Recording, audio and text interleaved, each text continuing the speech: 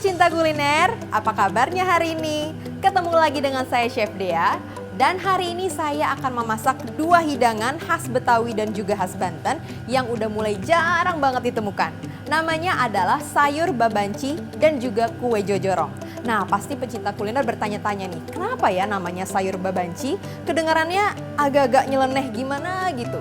Dan ternyata asal-usulnya adalah sayur babanci ini dinamakan seperti itu karena rasanya yang nggak jelas. Nggak jelasnya di sini maksudnya rasanya mirip seperti soto, tapi bukan soto. Mirip seperti gulai, tapi juga bukan gulai. Dan juga mirip kari, tapi bukan kari. Nah, karena nggak jelas kayak gitu, makanya dinamakan sayur babanci. Dan kalau pecinta kuliner mau tahu gimana cara membuatnya, yuk langsung aja kita buat. Nah, pecinta kuliner, sekarang saya akan membuat sayur babanci khas Betawi. Dan di sini saya sudah siapkan bahan-bahannya. Pertama, di dalam panci ini saya sudah menyiapkan air kurang lebih sebanyak 1 liter. Dan kemudian saya akan merebus daging sapi dan juga tetelan daging sapi di dalam air ini hingga benar-benar empuk, dan kemudian kaldunya akan kita rebus bersama dengan bahan-bahan yang lainnya. Dan kemudian saya menggunakan bumbu halus, dan bumbu halus ini terdiri dari bawang merah, bawang putih, lalu ada juga kemiri yang sebelumnya sudah disangrai. Dan di sini juga saya menggunakan 2 jenis cabai, yaitu cabai merah besar dan juga cabai merah keriting. Lalu akan saya tambahkan jahe, kemudian kunyit yang sebelumnya sudah dikupas dan juga dibakar. Dan kemudian ke-6 bahan ini nanti akan saya ulek atau saya haluskan sampai benar-benar halus, dan akan saya tambahkan sedikit garam. Kemudian akan saya tumis bersama dengan batang serai dan juga daun salam. Oke, untuk bumbu halusnya sudah selesai. Dan kemudian kita akan lanjut ke bahan-bahan yang lainnya. Dan sebelumnya tadi saya sudah mention kalau sayur babanci ini menggunakan beberapa rempah-rempah yang agak kurang familiar dan juga jarang sekali untuk ditemui sekarang. Rempah-rempah itu adalah botor, lalu ada juga tai angin atau kayu angin. Jadi bentuknya adalah seperti serabut, seperti ini nih. Dan yang terakhir ada rempah-rempah yang bentuknya seperti kuaci berwarna hitam, namanya adalah kedaung. Dan biasanya rempah-rempah ini umumnya ditemui di toko-toko jamu tradisional, karena sekarang nih udah gak terlalu banyak nih yang jual pecinta kuliner. Dan kemudian ketiga rempah-rempah itu akan saya haluskan bersama dengan ketumbar yang sebelumnya sudah disangrai, dan juga jinten yang juga sudah disangrai. Dan akan saya haluskan sampai benar-benar halus. Akan saya masukkan ke dalam campuran sayur babancinya, dan juga akan saya tambahkan gula merah. Kemudian ada juga parutan daging kelapa yang sudah disangrai. Ada juga santan, air kelapa muda, dan yang membuat sayur babanci ini beda dari sayur yang lain, di sini saya akan menggunakan daging kelapa muda. Dan untuk penyajiannya akan saya tambahkan juga sedikit emping yang sebelumnya sudah digoreng. Kita langsung masuk aja yuk ke cara memasaknya. Pertama-tama saya akan memanaskan airnya terlebih dahulu sampai mendidih. Sekarang kita tunggu ya sampai airnya mendidih.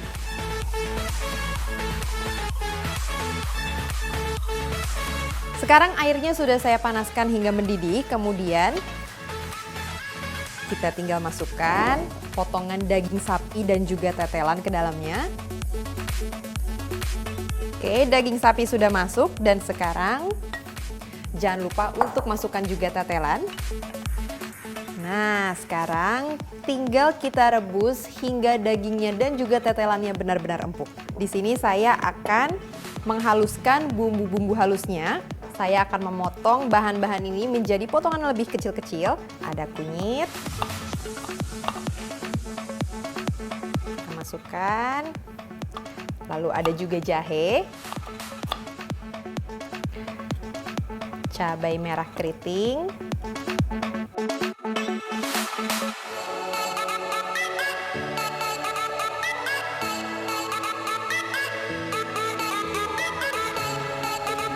Jangan lupa untuk memotong juga cabai merah agar lebih mudah untuk dihaluskan. Dan yang sekarang saya akan memotong juga bawang merah dan juga bawang putih.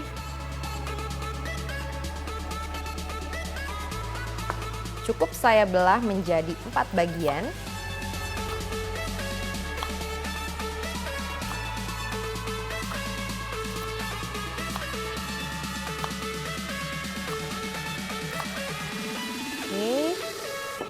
Masukkan juga, lalu bawang putih,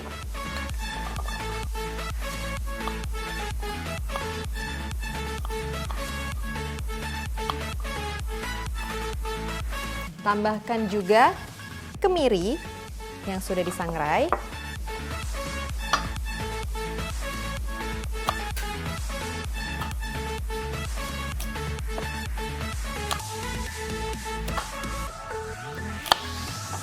Semua bahan-bahannya sudah saya potong menjadi potongan kecil-kecil.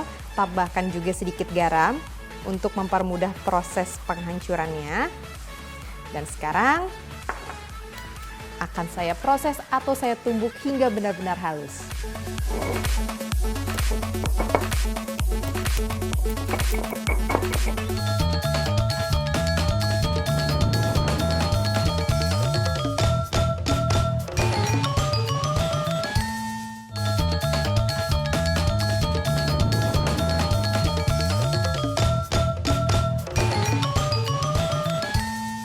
Nah, pecinta kuliner, di sini bumbu halusnya sudah saya haluskan sampai benar-benar tercampur rata seperti ini. Dan di sini saya mau cek dulu rebusan air dagingnya. Wah, airnya sudah berubah menjadi kaldu dan sepertinya sih daging dan juga tetelannya sudah empuk nih. Ambil tetelannya. Karena setelah ini daging sapinya akan saya potong menjadi potongan kecil-kecil. Oke, setelah diambil seperti ini, kemudian sisihkan terlebih dahulu. Saya akan menunggu hingga dagingnya agak sedikit dingin. Dan sekarang saya akan menumis bumbu halusnya. Di sini saya menggunakan fry pan dan kemudian beri sedikit minyak untuk menumis.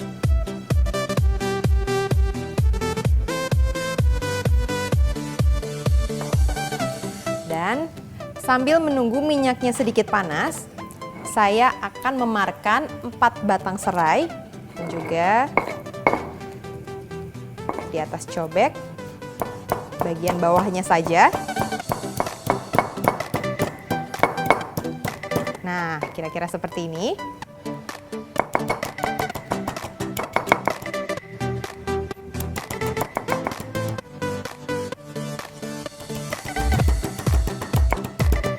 Nah, sekarang bumbu halus saya sudah siap.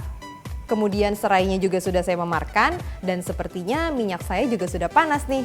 Sekarang kita tumis yuk bumbu halusnya.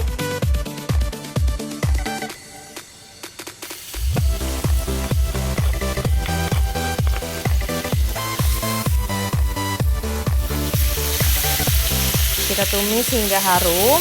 Jangan lupa juga untuk masukkan batang serai yang tadi sudah dimemarkan. Bersama dengan kurang lebih 3-4 lembar daun salam.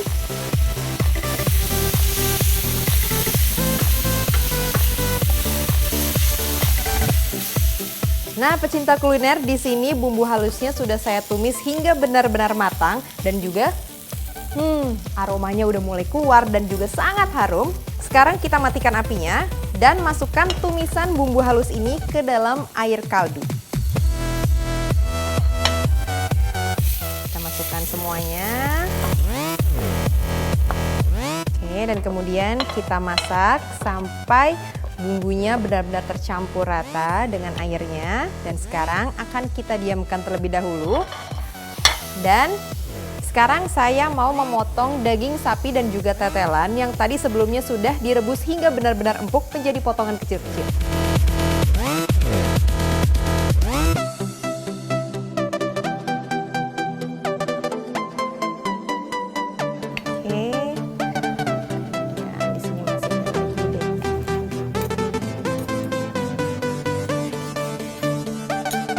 Oke, di sini daging sapinya sudah saya potong-potong dan juga tetelannya menjadi potongan kecil-kecil. Kemudian akan saya masukkan kembali potongan daging sapi dan juga tetelan ini ke dalam air rebusan kaldu yang sudah saya tambahkan bumbu halus.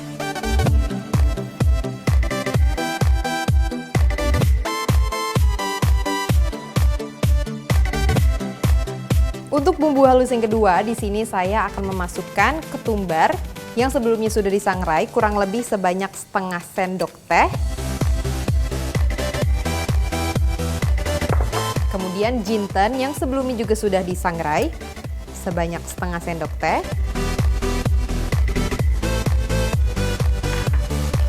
Lalu di sini ada botor. Saya akan gunakan kurang lebih sebanyak 6-7 butir.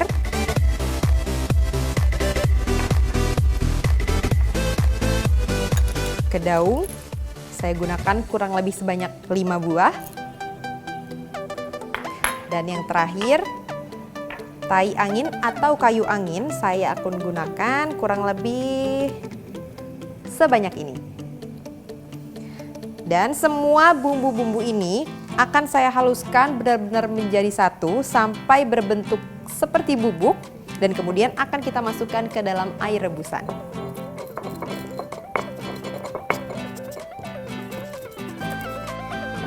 Oke, di sini bumbu halusnya sudah saya tumbuk hingga benar-benar halus dan teksturnya juga berubah menjadi bubuk seperti ini.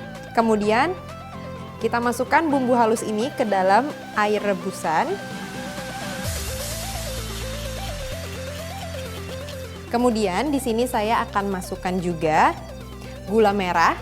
Sebelumnya gula merahnya akan saya iris-iris terlebih dahulu.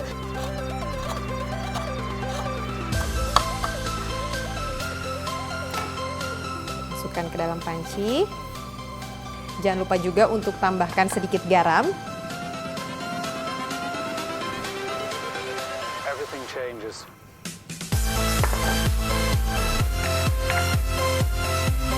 Oke, kita aduk hingga tercampur rata. Dan sekarang saya akan masukkan air kelapa. Selanjutnya akan saya masukkan santan kental. Masukkan sedikit demi sedikit sambil terus diaduk dan kita jaga agar santannya tidak pecah. Masukkan juga kelapa yang sudah disangrai. Oke, dan bahan yang terakhir sekali akan saya masukkan daging kelapa muda.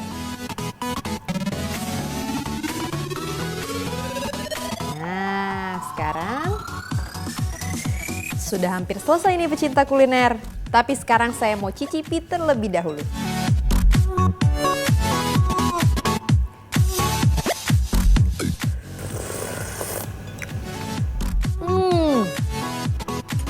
Rasanya enak banget dan seperti yang sudah saya jelaskan tadi, ini tuh rasanya bukan soto, bukan gulai, tapi juga bukan kare. Jadi rasanya unik dan juga sangat lezat. Dan sekarang akan saya tambahkan sedikit sekali garam supaya tambah enak.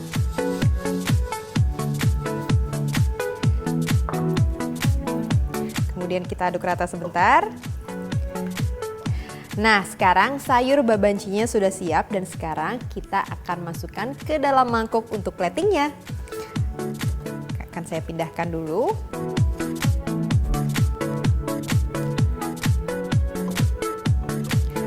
Nah, umumnya sayur babanci ini disajikan bersama dengan ketupat, tapi Anda juga bisa memakannya langsung seperti ini atau juga bisa disajikan dengan nasi putih.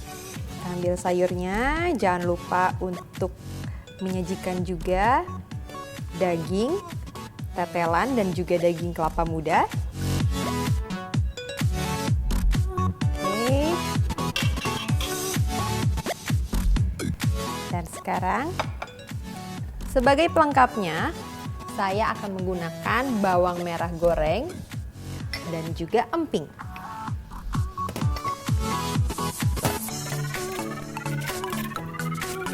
Empingnya akan saya hancurkan sedikit. Dan kemudian tabur di atas sayurnya.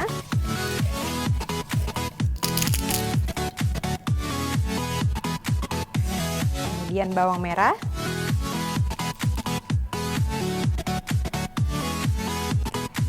Dan sekarang sayur babancinya sudah siap untuk disajikan. Ini dia sayur babancinya. Selamat mencoba ya pecinta kuliner.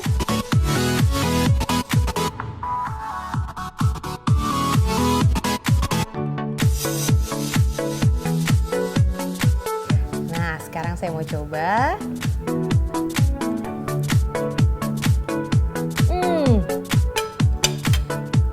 Enak banget pecinta kuliner. Jadi rasanya ini benar-benar gurih karena tadi kita menggunakan santan, ada juga air kelapa, ada daging kelapa muda dan juga kelapa yang sebelumnya udah disangrai. Bikin rasanya benar-benar rich dan juga sangat-sangat lezat.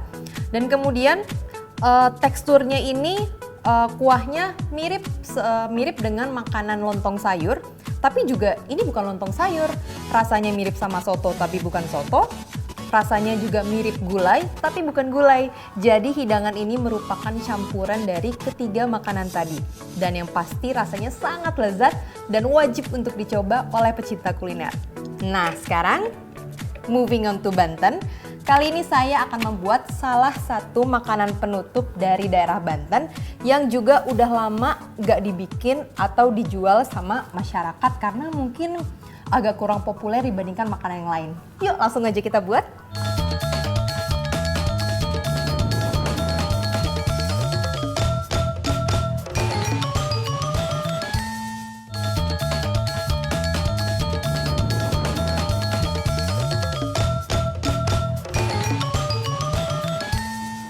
Pecinta kuliner, tadi kita sudah membuat hidangan utama yang berasal dari daerah Betawi. Dan kali ini saya akan membuat makanan penutup yang berasal dari daerah Banten. Namanya adalah kue jojorong.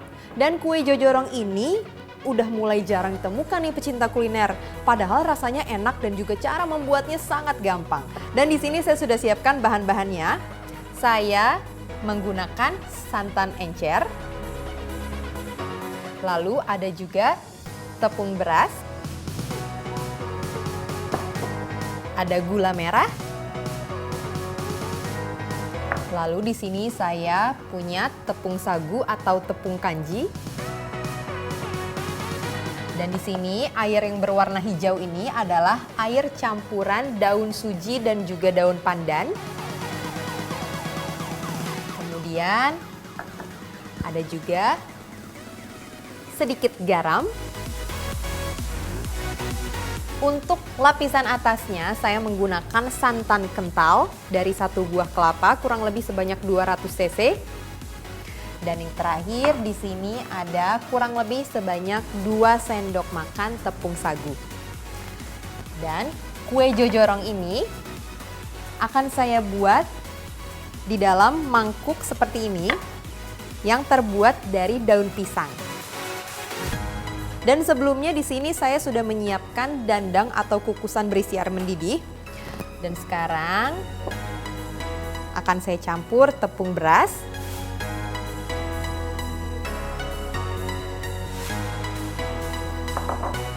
Kemudian tepung sagu. Sedikit garam kurang lebih sejumput atau setengah sendok teh.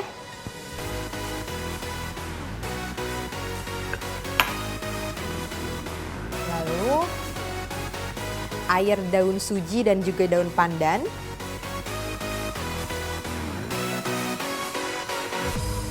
santan encer ke dalamnya. Sedikit demi sedikit sambil diaduk.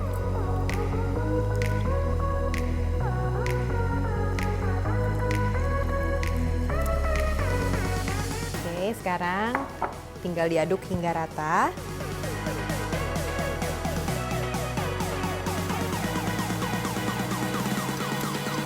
Nah, di sini lapisan hijaunya sudah saya aduk hingga rata, kemudian akan saya sisihkan terlebih dahulu karena saya akan memotong-motong kecil gula merah.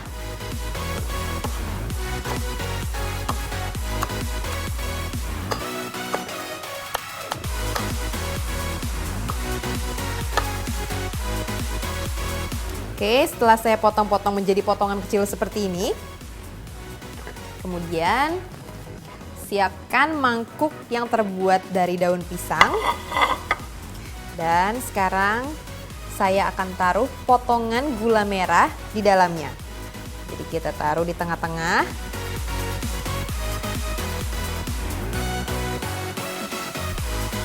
Oke, dan sekarang akan saya isi mangkuk ini.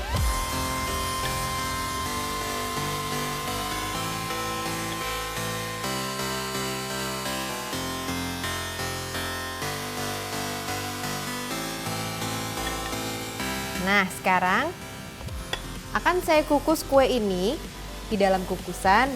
Di sini kukusan saya sudah panas. Kita masukkan. Dan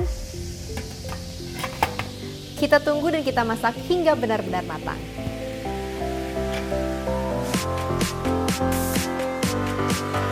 Kuenya sudah saya kukus selama kurang lebih 10 menit dan sekarang saya mau cek nih kuenya udah matang atau belum ya.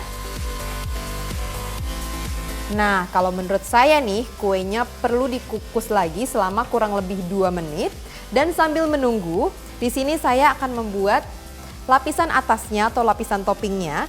Saya akan mencampur tepung sagu.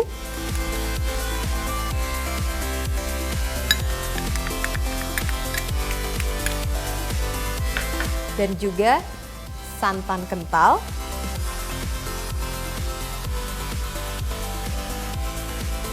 Oke, sekarang akan saya aduk hingga benar-benar rata. Oke, kalau sudah tercampur rata seperti ini, sepertinya kue saya sekarang udah matang nih. Wah, sekarang ternyata sudah matang nih pecinta kuliner. Nah, di sini bisa dilihat tekstur kuenya sudah berubah, yang tadinya benar-benar cair, sekarang sudah mulai mengental dan juga warnanya sedikit berubah. Kemudian akan saya masukkan lapisan topping ini ke atas lapisan hijau.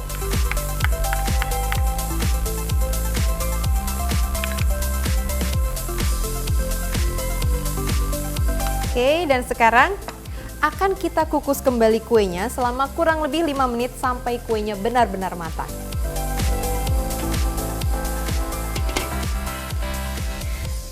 Masukkan lagi ya.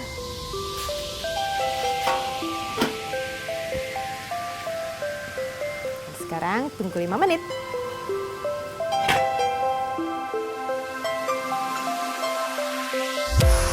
Setelah saya kukus kembali selama kurang lebih 5 menit dan sekarang wah, pecinta kuliner, ini kuenya sudah matang.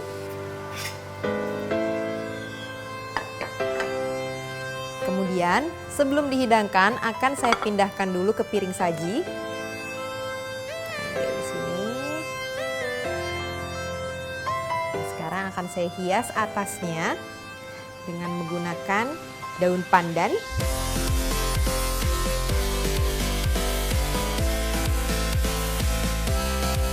Nah, sekarang hidangan kita sudah selesai dan sekarang sudah siap untuk disajikan. Ini dia, kue jojorong khas Banten. Selamat mencoba ya, pecinta kuliner. Nah, sekarang setelah kuenya matang, saatnya untuk mencicipi kuenya. Gui-gui gitu pecinta kuliner. Dan rasanya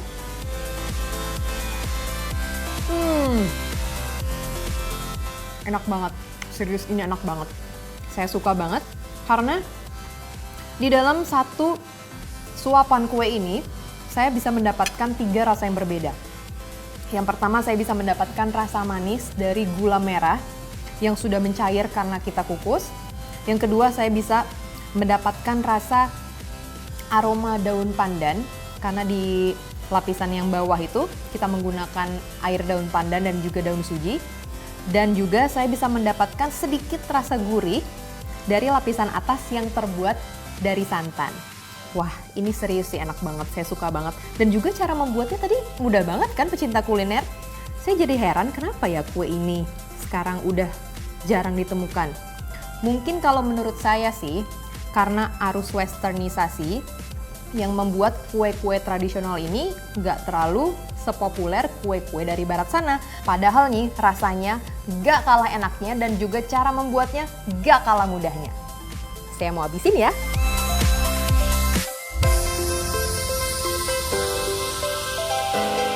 Nah pecinta kuliner, itu dia tadi 2 resep dari kuliner Indonesia hari ini. Tadi kita sudah membuat sayur babanci dari daerah Betawi dan juga ada kue jojorong dari daerah Banten. Dan semoga kedua resep tadi bisa menambah inspirasi Anda dalam memasak makanan tradisional di rumah. Saya Chef Dea, sampai bertemu lagi di masakan berikutnya. Kuliner Indonesia, enak!